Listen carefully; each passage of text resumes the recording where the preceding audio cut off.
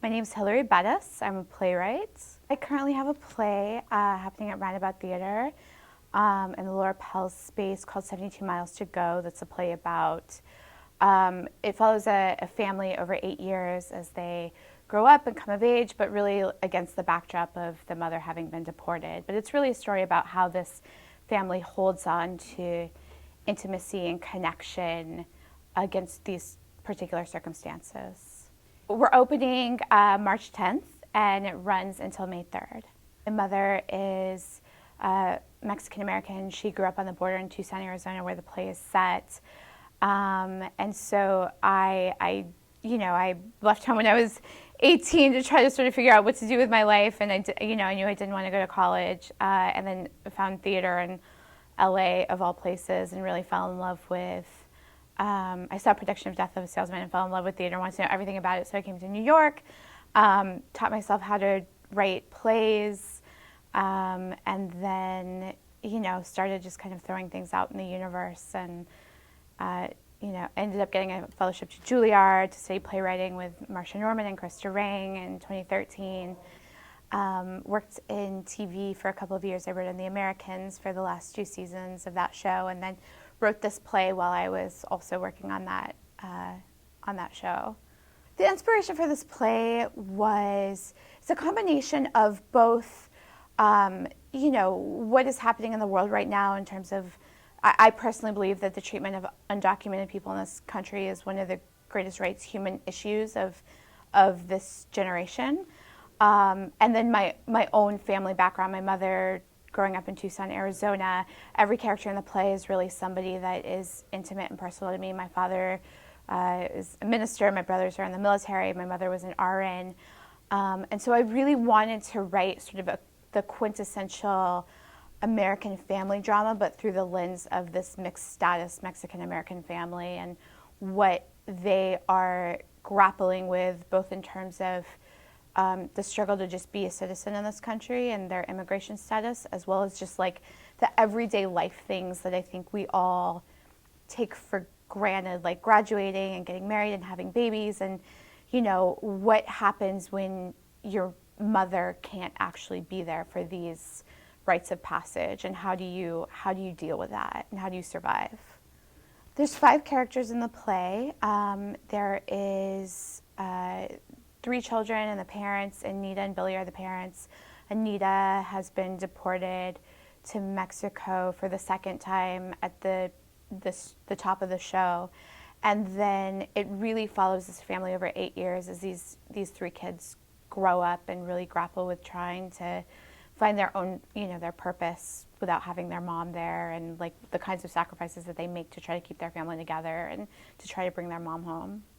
Yeah. I feel like I'm very lucky to live in an era where gender parity is incredibly important in the theater landscape now, and that theaters across the United States are really making an effort to read and produce and workshop female playwrights. So with this particular production, I know that is been the mission with Jill Rafson and of course Todd at Roundabout to produce more women's work, and so I feel incredibly lucky and blessed. I'm also a member of the Kilroys, which is a group it's a volunteer activist group made up of female and female identifying theater makers that are really pushing for gender parity in the theater landscape. I knew Jill Rafson. She'd read some other plays of mine, and so we had a couple of coffees and things together, and I sent her this play when I finished a draft that I actually wanted people to read, and she called me like 2 days later and was like, I love this play, and I want to do a reading of it and figure out how we can really support it. And so that was about 2 years ago, and we did a couple of readings and a workshop, and they decided last November that they were going to program it in this season. This play is going to get another production at the Alley Theater in Houston, Texas, where I did a workshop production of it last January. And then I have other plays that I'm working on as well. And then I have some TV and movie stuff that I'm also working on. I have my theater agent also represented one of the showrunners on The Americans, and he read my play. I'd never written a TV script in my life, and my agent sent them my play as my sample, and they loved it and staffed me on the show. And of course, I had to give myself a crash course in how do you write a television script and what does that look like while I'm in a writer's room, and try not to let on that I actually have no idea what I'm doing. But yeah, I mean, I feel really lucky that to get an opportunity like that, I think is pretty rare. Got my first agent. Honestly, I was always of the mentality that if you just keep making the work and putting your work out in the universe, whether you're doing a reading or a workshop, or you're self-producing your own stuff, that if you just keep doing that, people will eventually start to see it. I ended up getting my first agent. I had a play that went to the O'Neill, the National Playwrights Conference, and an agent saw it there, and then wanted to represent me. And then when I ended up getting a fellowship to Juilliard, which is a open application process where your work is read and you go through multiple interviews and things like that. My first year there, I ended up getting an agent from CAA that wanted to represent me, and they were the ones that helped me get my foot in the door in film and TV. I think really I will always be a playwright first and foremost. There's just something so magical about writing people that are living and breathing in real three-dimensional time and space, and doing that for a live audience. I think that you can live in scenes longer in theater than you can in TV. You can explore character in a way that you just don't have the luxury of in TV. I mean, I enjoy TV too. I think writing for TV has really taught me how to write with efficiency and precision, and also just to be incredibly disciplined and to write when you don't feel like it, because I think so often, and I know that for me when I was first starting out as a writer, and even before I had gone into TV, that writing for me always was well, I'll wait for the inspiration to hit me. I'll do it when I sort of am, feel like it, or I'm excited by it, or I know what I want to write. And writing for TV has definitely taught me that you have to write every day no matter what, whether you feel like it, whether you have an idea, whether you don't. You have to, and then that forces you to have to learn craft and technique and shortcuts into how to make a scene work even when you don't have any sort of excitement or inspiration around it. I think that there are aspects of the play that are really cinematic, and the way the passage of time works. I would love to dig deeper into sort of these slice of life moments, and how do you have just these brief passing montage moments that help us understand how much these characters change over the course of 8 years.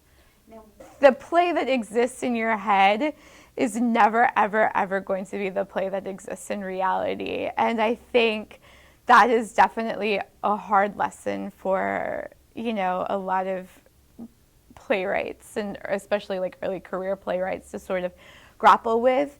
And I think once you can let go of that idea, then you can really be in an incredibly collaborative process. I mean, I love working with actors in that they always bring themselves and who they are. I mean, that's the only way they can act, and they can tap into deep and authentic and honest emotions and moments.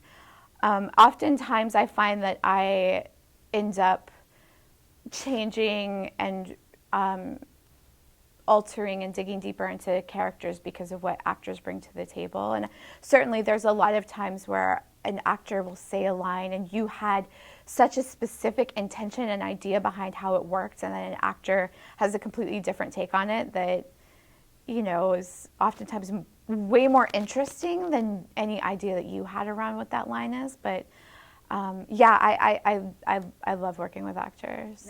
The playwright-director relationship is, it's very much like a marriage in a lot of ways. You need to have a lot of communication and a lot of trust and a lot of compromise and flexibility.